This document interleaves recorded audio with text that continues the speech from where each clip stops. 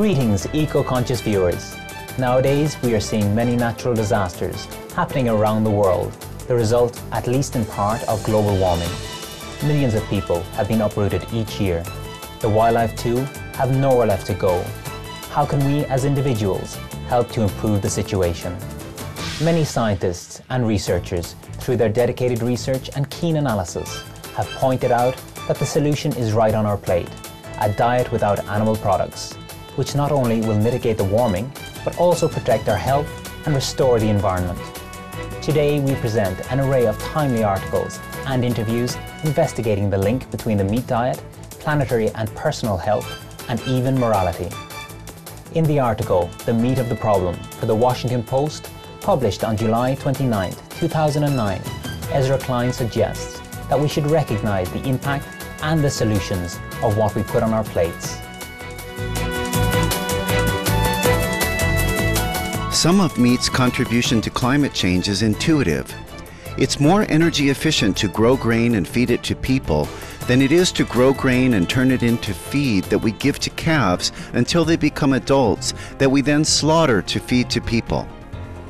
Some of the contribution is gross. Manure lagoons, for example, is the oddly evocative name for the acres of animal excrement that sit in the sun steaming nitrous oxide into the atmosphere. And cow gas, interestingly, it's mainly burps, not flatulence, is a real player. But the result isn't funny at all. Two researchers at the University of Chicago estimated that switching to a vegan diet would have a bigger impact than trading in your gas guzzler for a Prius. A study out of Carnegie Mellon University found that the average American would do less for the planet by switching to a totally local diet than by going vegetarian one day a week. That prompted Rajendra Pachauri, the head of the United Nations Intergovernmental Panel on Climate Change, to recommend that people give up meat one day a week to take pressure off the atmosphere. According to recent research published by the renowned medical journal, The Lancet, the reduction of meat is a key component in human and environmental health. Kate Kelland highlights this report in her November 2009 Reuters article. Using prediction models, British and Australian researchers found that improving efficiency, increasing carbon capture and reducing fossil fuel dependence in farming would not be enough to meet emissions targets. But combining these steps with a 30% reduction in livestock production in major meat-producing nations and a similar cut in meat eating would lead to substantial population health benefits and cut emissions, they said. The study found that in Britain, a 30% lower intake of animal source saturated fat by adults would reduce the number of premature deaths from heart disease by some 17%, equivalent to 18,000 premature deaths averted in 1 year. The scientists said global action was needed to maximize the benefits of cutting meat production and consumption. With only a 30% reduction in meat intake, we could already meet carbon reduction goals and save thousands of lives in the UK alone, and for just one meat-related disease alone. What if we completely dropped meat from the menu? Lord Nicholas Stern, climate change chief from the United Kingdom, certainly knows the answer. In Mark Prigg and Sophie Goodchild's article, Eat Less Meat to Stop Climate Change, for London Evening Standard, both a Lancet report and Lord Stern's words are cited. People should eat less meat to help combat climate change, a government-backed report says today.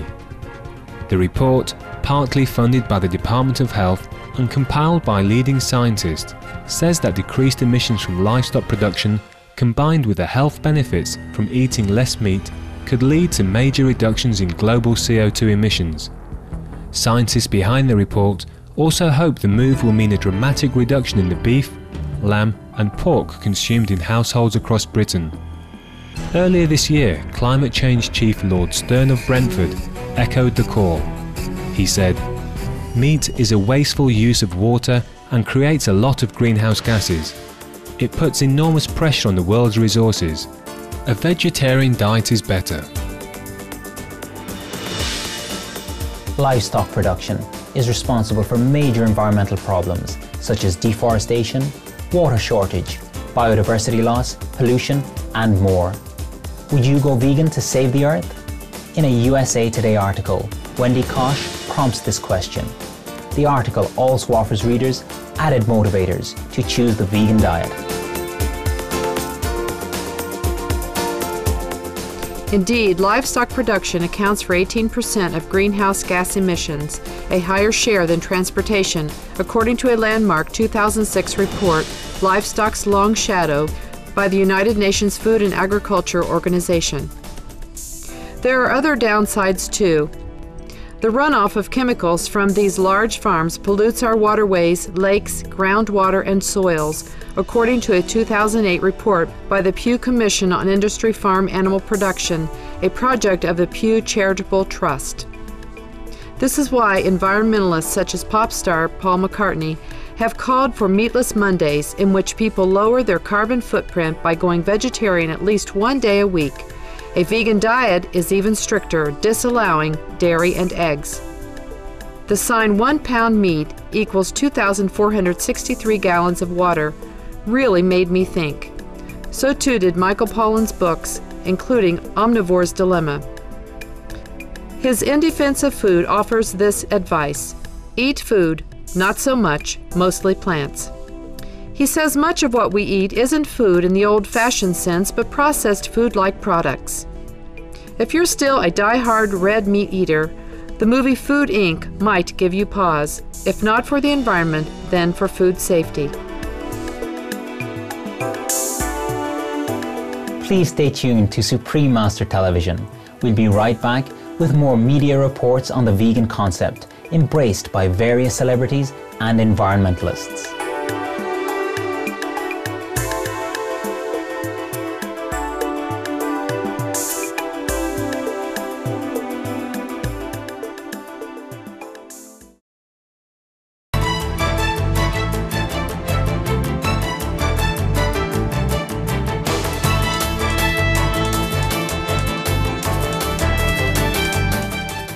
Welcome back to today's program, featuring mainstream media coverage on the increasing awareness of the vegan lifestyle that will ensure our future survival and prosperity. The vegan trend has been publicized through caring role model celebrities. The long-term vegan Hollywood actress, Alicia Silverstone, recently appeared on The Oprah Winfrey Show to promote her new book, The Kind Diet. The following is an excerpt from Oprah's website about Ms. Silverstone. Alicia Silverstone shot to fame as a spoiled valley girl with a heart of gold in the 1995 comedy classic Clueless. Off-screen, the then 18-year-old was battling severe asthma, insomnia, full-blown acne, and constipation. Nearly 3 years after that film, Alicia switched from a steak and donut diet to a vegan lifestyle. Now at 33, she says she sleeps like a baby, doesn't worry about her weight, and has tons of energy. Still, becoming vegan wasn't an overnight transition. An avid animal lover, she says she had flirted with vegetarianism since childhood. When I was 8 years old, my brother was making the noises of the animals I was eating, so I decided to go vegetarian, she says. Then I would give up because I was 8. At 21, Alicia says she saw a documentary about how animals were raised and slaughtered. I just took a look at my dog and said, if I'm not willing to eat you, how can I continue to eat these other creatures that have the same desire to live, are just as funny, just as cute as my dogs? Meanwhile, CBS journalist Katie Couric interviewed the famous American vegan comedian Ellen DeGeneres in February 2010. In the 30-minute interview, the popular Miss DeGeneres spoke about life, love, and her inspiration for becoming vegan. She said, "There is a lot of carelessness and disrespect to the planet, not just to one another. I think we have to start with loving every living thing, loving trees and loving animals and loving our ocean. That's one place to start before we even can be kind to one another." I watched a documentary, Earthlings. It's inside footage of factory farms. 50 billion animals a year are killed. They're in pain, treated badly, diseased, pumped full of antibiotics. I saw the reality and just couldn't ignore it. And I'm healthier and happier. The vegan solution for climate change is certainly emphasized by today's environmentalists.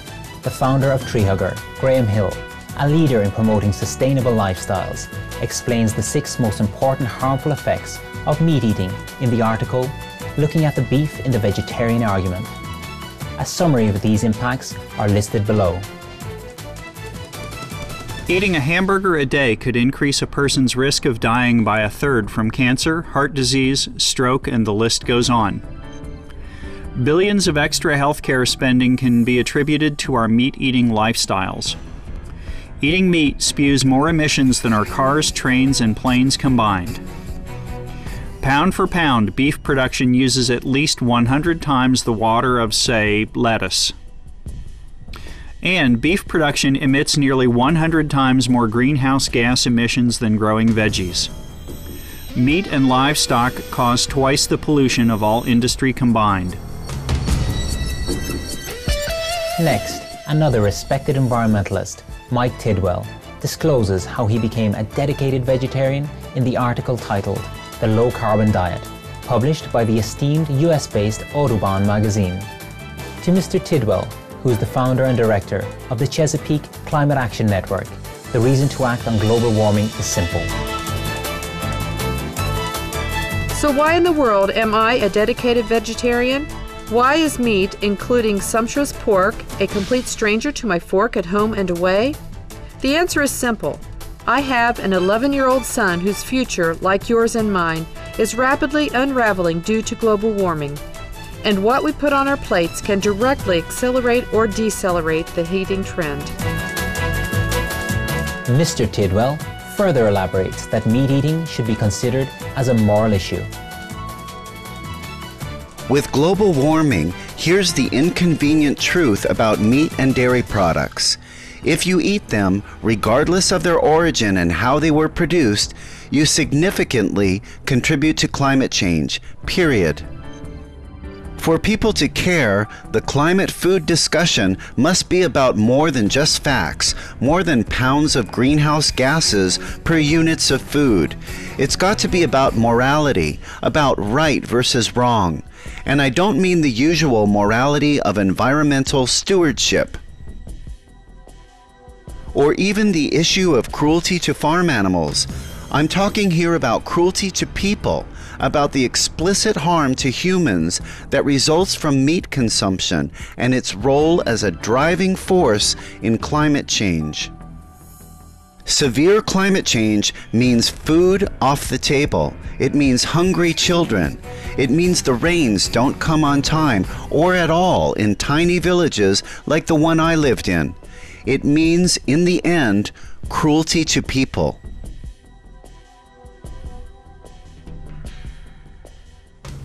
Our deep gratitude to all news reporters, researchers, celebrities, and environmentalists for putting forth your vegan messages of love and sustainability in the media. May more and more people join the ranks of vegans worldwide for our children's future. Thank you, smart viewers, for your company today. Please stay tuned to Supreme Master Television for words of wisdom coming up after noteworthy news. Blessed be your kind and noble deeds.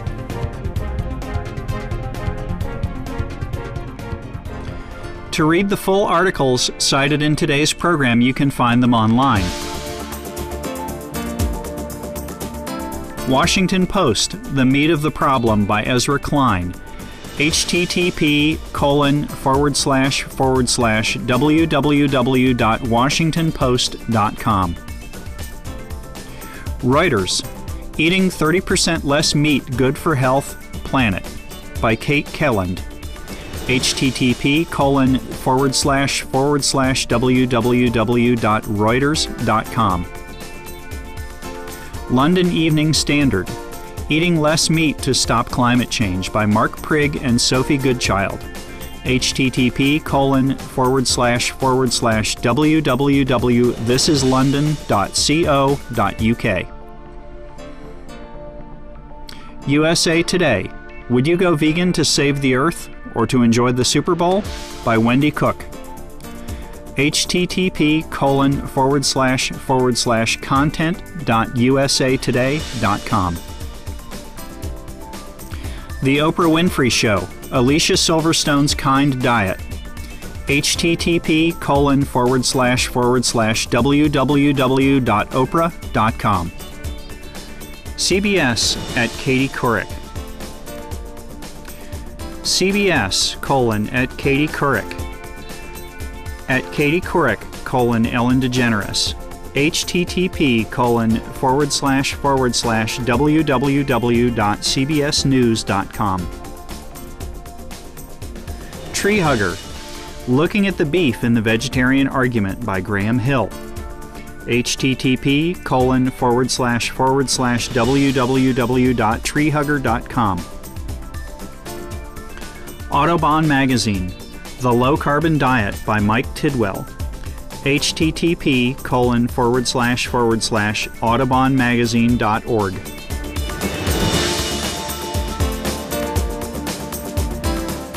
For more details, please visit www.suprememastertv.com/EE